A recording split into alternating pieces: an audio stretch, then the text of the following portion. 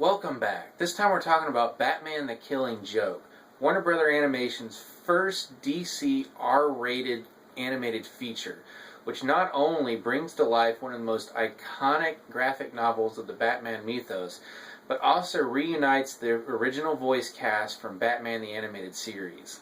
Now, if you're not familiar with it, The Killing Joke is a graphic novel written by Alan Moore and illustrated by Brian Boland.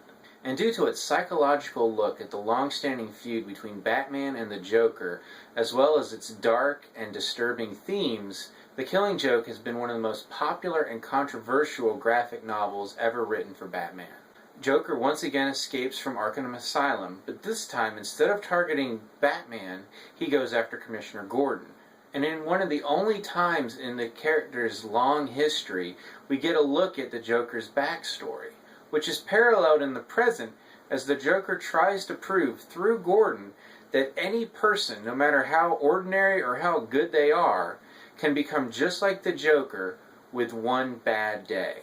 Now, as a teenager growing up in the 90s watching the Batman animated series, Kevin Conroy is one of the definitive Batmans, and Mark Hamill is definitely the definitive Joker. And having them back together again for the first time in years is great, along with Tara Strong as Batgirl and Ray Wise as Commissioner Gordon, which provides an odd mix of nostalgia and horror, as the actors who provided the voices for this television series that was relatively lighter in tone and a staple of my childhood are now voicing these characters in a much darker, deeper, horrifying story.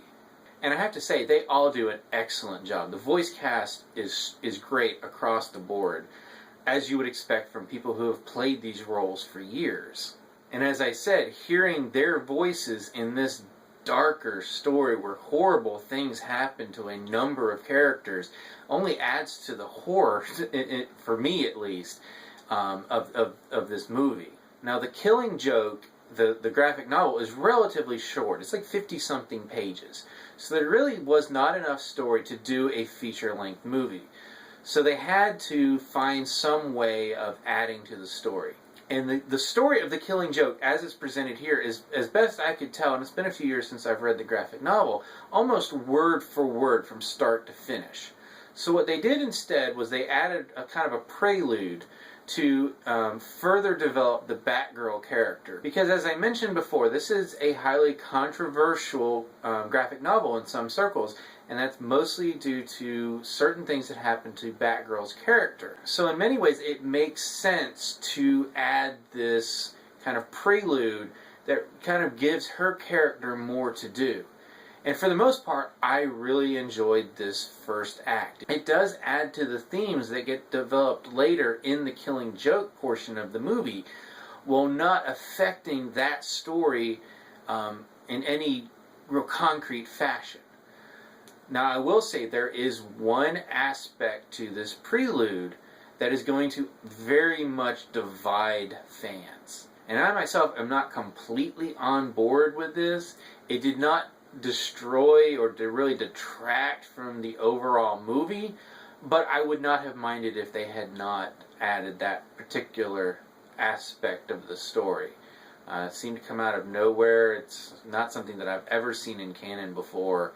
I'm obviously trying to be very careful not to spoil things, but it's definitely going to be something that's going to be talked about a lot in discussions of this movie. But that aside, as a fan of the Batman comics, as a fan of the Batman animated series, and as a fan of The Killing Joke in particular, I really felt this was an excellent movie.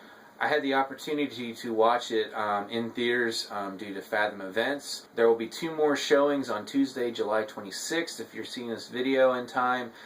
This is also when the movie is available on digital download. It will be available on Blu-ray come August 2nd.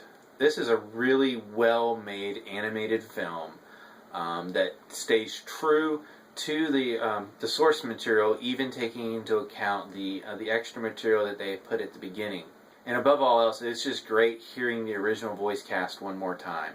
So this is a mix of just being able to see a really great story and having some nostalgia of hearing that voice cast back. So if you have seen Batman the Killing Joke, I would like to know what you thought about it.